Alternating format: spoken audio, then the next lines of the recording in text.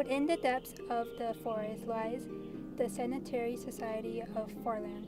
It is the village that is built on the foundation of hard work, humbleness, and most of all, tranquility. It is the story. Welcome to Farland. As you see here to the side, we have an open field area. The open field area is that way because we want to be away from the people and the trees and the forest area. Over to the side of the open field area, we have some trees and houses that are on the side of the fields. We also have the flag that stands tall between the trees and the houses. In the middle of the fields, we have the monument. The monument is in the middle, so we to let people know that they are welcoming and inviting to come in. As you see here, we have the houses. We want the houses to be brownish, greenish, because we want them to feel welcome and invited into our homes. Farland has a peaceful village that is full of tranquility, which lies in the forest. Off to the side, we have a flag that stands tall in the middle of our houses. In an open field, away from the trees, there is a monument that is shaped into a peace sign. The villagers have spotted some outsiders.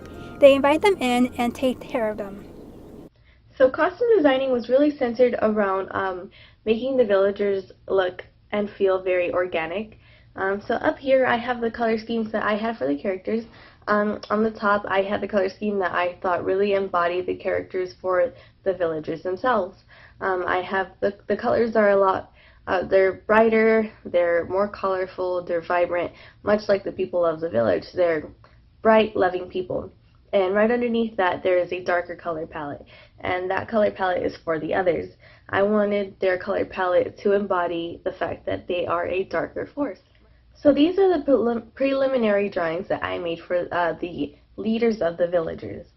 So to the left is the drawing for the leader of our villagers, and they have a more rounder kind of demeanor. Their attributes are a lot more rounded, whereas to the right there's the leader of the others.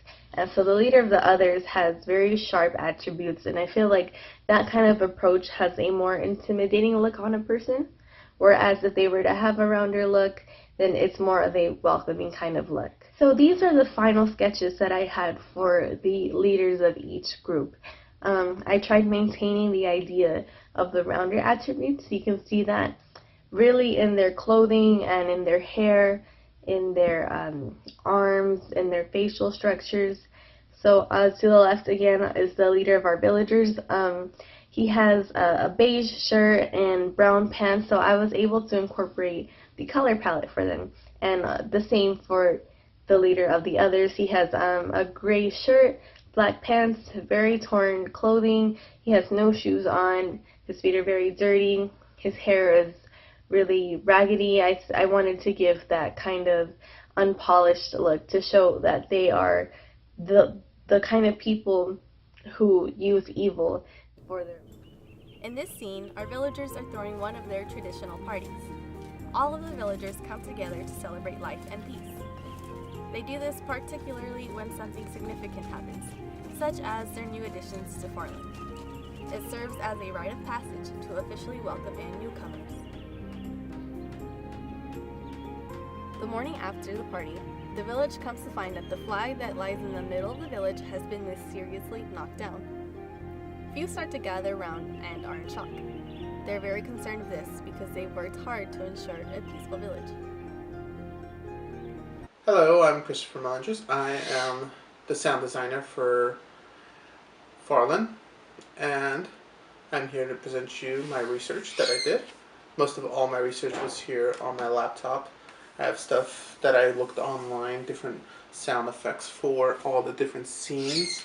One of them such as videos on YouTube of the forest, since our location's a forest, and found a couple music, more Celtic sounding music, but still similar stuff that could be used, stuff that you may be hearing over some of the panels or not, depending on what we have decided to put some kind of chattering of a crowd, exported out the audio files onto MP3 so I could use it. And then from there I go off onto Audacity. I have Audacity going, and